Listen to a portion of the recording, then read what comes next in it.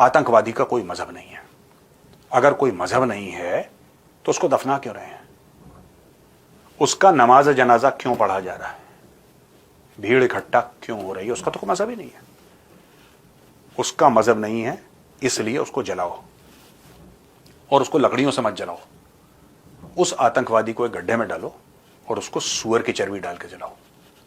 मैं देखता हूं फिर कौन सी जन्नत में जाता है वो।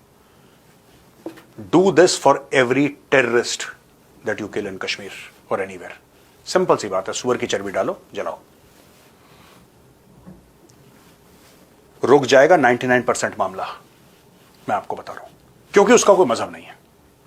अगर कोई मौलवी मौलाना बोल दे कि ये मुस्लिम है, ठीक है, फिर उसका नमाज जनाजा भी होना चाहिए और बाइज्जत उसको आप बैरी भी करें, चाहे वो टेररिस्ट था, उसने कुछ भी करा।